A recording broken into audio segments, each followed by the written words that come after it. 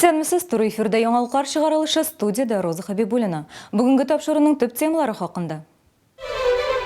Күп балалы гаиләләр күз уңында, коткаручылар янгын куркынычсызлыгы кагыйдәләре турында искә төшерә. Мәктәп картасын югалттык ни эшләргә, шундый сорау белән безнең редакциягә шәһәрдәшләр еш мөрәҗәгать итә. Әлеге сорауга җавапны Ләйсән Ханова эзләде. Иң матур чыршы өчен миллион сум республикада иң матур бәйрәм гүзәлен сайлыйлар. Чаллы татар дәүләт драма театры артистлары Зифа Кадырованың язмыш сынавы повесте буенча спектакль сәхнәләштерә башлады. Аның режиссеры кем? Бу турыда Илсия Вәлиуллина белеште.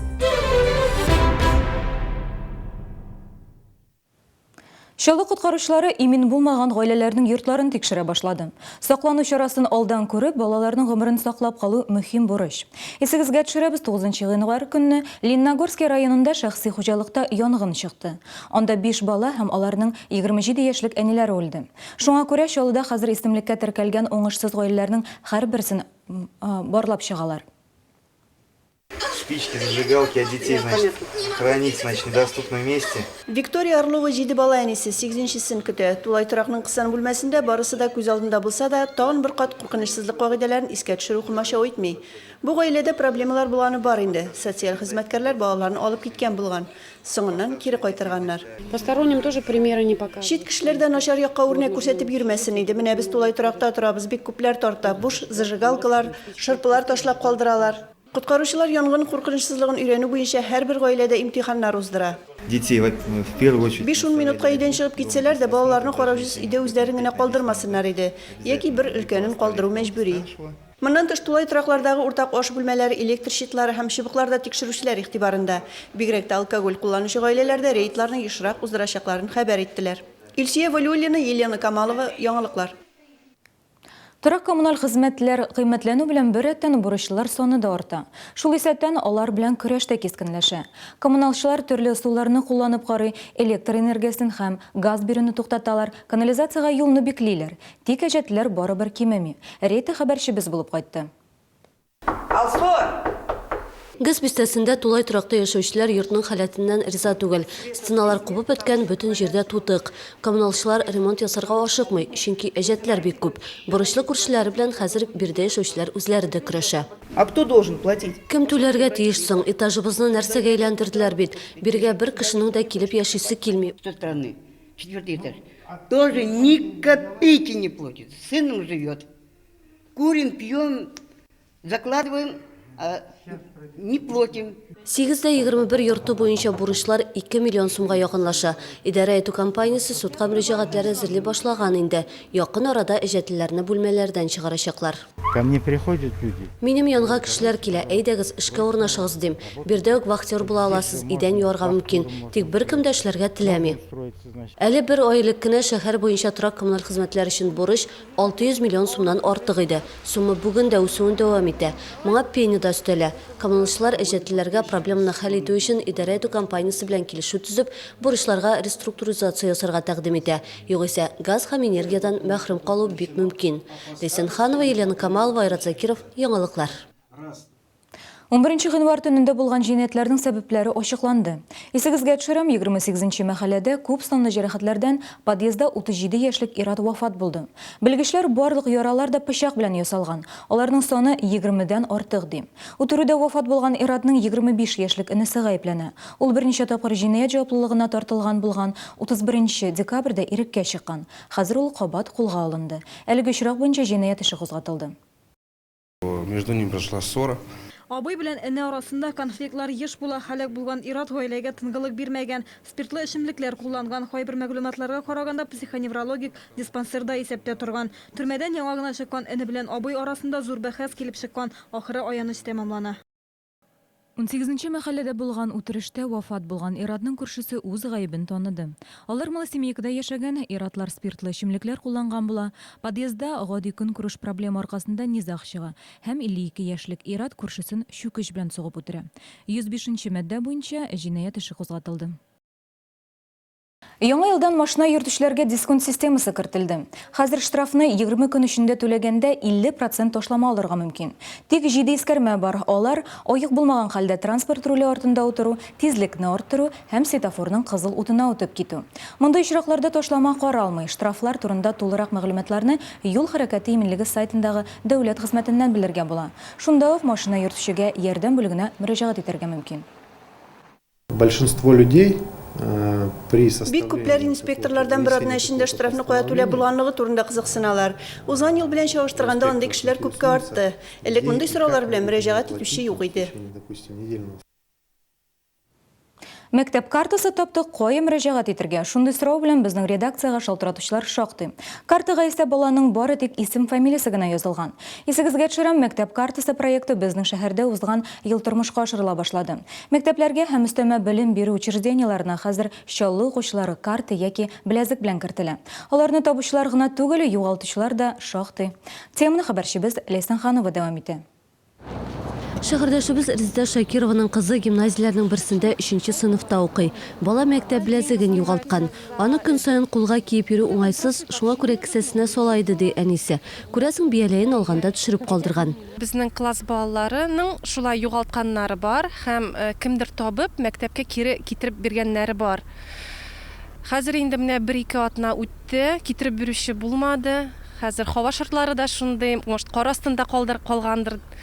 Һәм бүгенге көндә шушы проблеманы безгә хәл итәргә кирәк, шушы браслетны восстановить итәргә кирәк. Яңа картаны исә бар тик бала ата-анасы белән берлектә кайтара ала. Моның өчен дәүләт хезмәтләре порталында теркәлгән булу кирәк. При потере школьной карты ребенок может заказать новую карточку на портале государственных и муниципальных услуг Республики Татарстан, заблокировать ее там и заказать новую карточку. Гали Акыш исемендәге 84-нче санлы лицей интернатта әйтүләренчә, ата-ана пароль белән порталга керә. Анда адымлап инструкция күрсәтелгән. Беләзек һәм карталарның табып мәктәпкә китерү очраклары да шактый. Аның хуҗасын табу бернинди катлаулык та тудырмый. Без шул тиз генә арада бу картаның адреслары һәм баланың фамилиясе турында мәгариф идарәсенә хәбәр итәбез. Һәм шулай ук тиз арада безгә җавап килә, кайсы мәктәптән икәнен. Шул мәктәпнең вәкиле яисә шушы картаны югалткан баланың ата-анасы безнең мәктәпкә килеп, ул картаны алып китә ала. Чаллы мәктәпләрендә карта һәм беләзекләр куллана башлауга әле 1 елда юк. Укучыларның күбесе аларга җитди документ буларак карый. Карталарны югалтмас өчен аларны сумканың эчендә йөртергә кирәк, яки кошелёкның эчендә. Һәм аларны алгач тынук кире урынына куярга һәм алай югалмыйчак дип уйлыйм. Гел тикшереп карап җиртергә кирәк, үзең белән микән, теләсә кемгә тоттырмаска, теләсә кая ташламаска. Пиджагымда үземнең кесәсем бар һәм шунда киеп йөрим дә югалтмыйм. Югалтамыйм. Ничек кенә булмасын, карта яки беләзекне саклап йөртү хәерле. Беренчедән аны яңарту өстәмә вакыт һәм мәшәкать дигән сүз. Ә инде беренче тапкыр гына югалтуың түгел икән, 400 сум тирәсе акчада түләргә туры киләчәк. Ләйсән Ханова, Дмитрий Рачев, Яңалыклар. Иң матур чыршы өчен миллион сум, республикада иң матур бәйрәм гүзәлен сайлыйлар. Чаллы татар дәүләт драма театры артистлары Зифа Кадырованың язмыш сынавы повесте буенча спектакль сәхнәләштерә башлады. Аның режиссеры кем? Бу турыда Илсия Вәлиуллина белеште. С 25 по 29 января в КДК КамАЗ пройдут лекции народного целителя Хусаина Табиба. В рамках мероприятия состоится выставка-продажа наборов трав, фитосборов и продуктов пчеловодства из Башкирии. Начало в 13 часов. Вход свободный. 1 рубль первый месяц за интернет и цифровое ТВ от Дом.ру. Зажги дома Дом.ру елку. Подробности по телефону 450 300 и на сайте dom.ru.ru. В корпорации «Центр Селдом» большая рождественская распродажа бытовой электроники и мебели. Успей купить только со 2 по 13 января. Компания «Лесдомстрой». Строим под ключ деревянные дома и коттеджи из оцилиндрованного бревна и бруса от 500 тысяч рублей, а также срубы под заказ. Телефон в Челнах 36 56 09.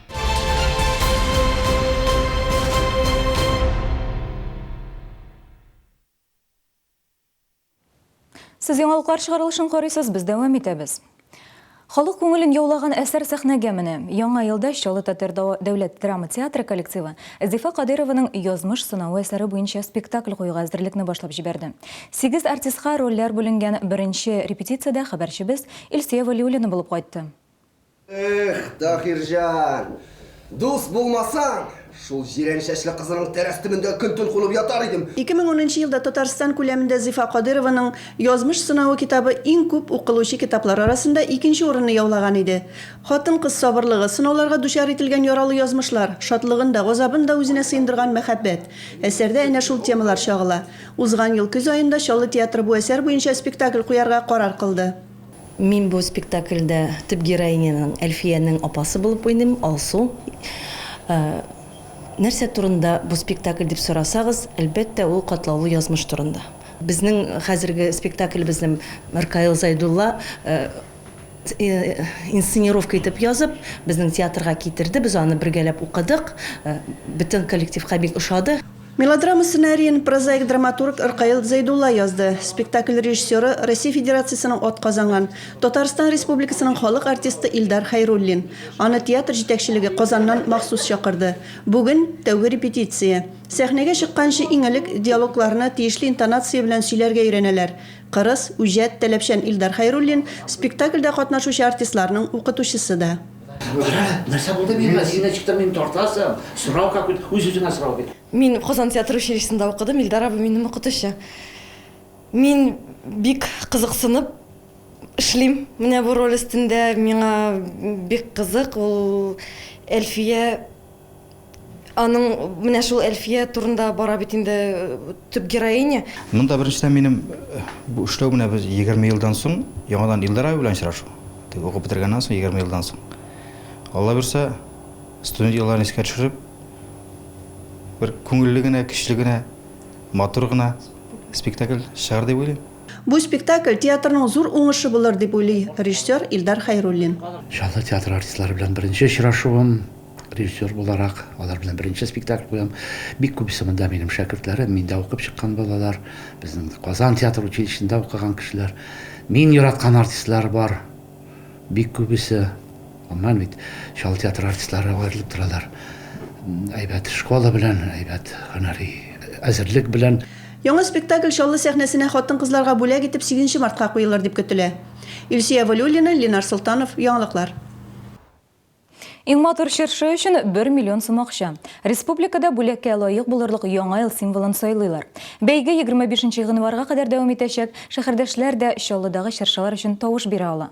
Алар чыршының бизәлешен генә түгел, мәйданнарда оештырылган чараларны да бәяләргә тиеш. Иң күбе 5 балл куярга мөмкин. Шәһәрдәшләр Чаллы чыршыларны өчен тавыш бирергә әзерме? Хәбәрчебез белде.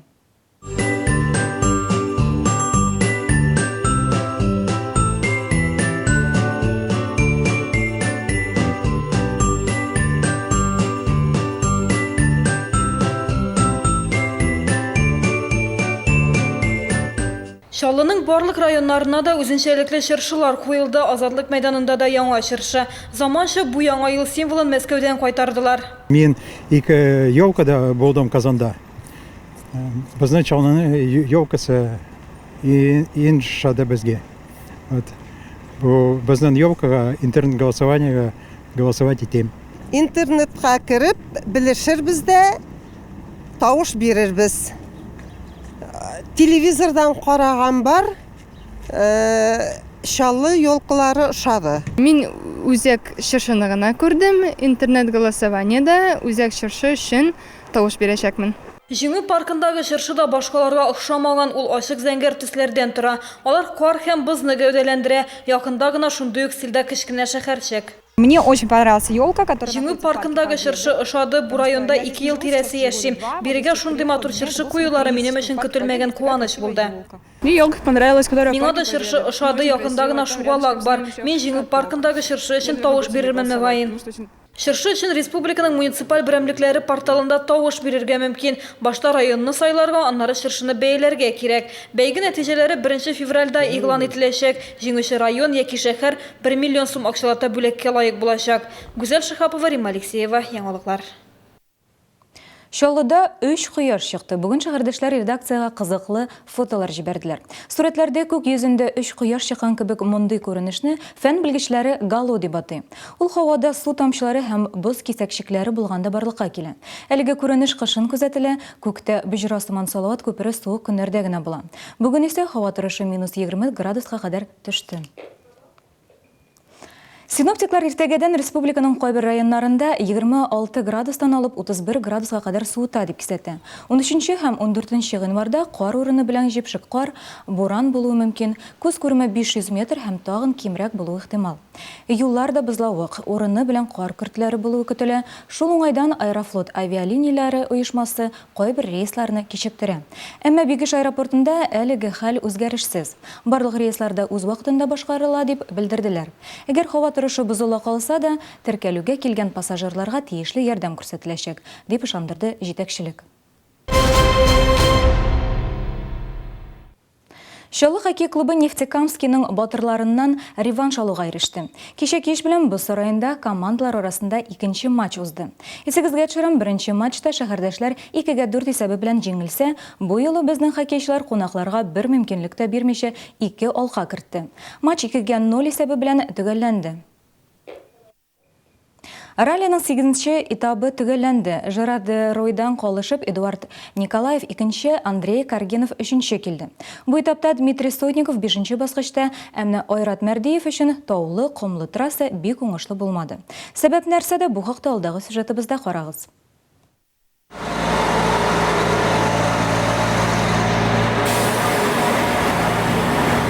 8-нче этапка узышта катнашучы 55 йөк машинасының 47-се чыкты. Бу Дакар өчен бик яхшы сан. Башка елларда шактый техника сафтан чыга иде. Демәк, трасса чыннан да җиңелрәк дигән сүз. Этапта исә Голландияле Жерар де Рой җиңү яулады. Аннан 2 минут 35 секундка калышып Эдуард Николаев 2-нче, 5 минут 23 секундка калышып Андрей Каргинов 3-нче урында. Вторая часть у нас получилась, Трассаның 2-нче өлеше шактый уңышлы булды. Юлсыз урыннар күп иде. Бу безнең машиналар өчен таныш күренеш. Кырлар еш очрады. Яхшы чыгыш ясаячагыбызны сизеп бардык. Әмма Айрат Мәрдиев өчен кумлы һәм таулы трасса бик уңышлы булмады. Аның машинасында двигатель көйсезләнде. Нормально. Мотор показывался. Моңа кадәр мотор яхшы эшләде. Бүген менә көйсезләнде. Сәбәбен ачыкларга кирәк булачак. Әле алда тагын 5 көн узышлар бар. Әле нәтиҗәләр яхшырырга мөмкин. Көндәшләребез дә ялгыша, аларның да тәгәрмәчләре тишле. 8-нче этаптан соң гомуми нәтиҗәләр начар түгел. Жерар де Ройдан 8 минут тирәсе калышып, Эдуард Николаев 2-нче бара. Айрат Мәрдиев 5-нче, Андрей Каргинов 8-нче, Дмитрий Сотников 9-нче урында. 9-нче этап бүген Мәскәү вакыты белән кичке 4:15 минутта старт алды. Лесен Ханова, яңалыклар. Бүгенге менә шулар, мин сезнең белән сау булашам. Иртәгә шушы вакытта очрашырбыз. Сау булыгыз.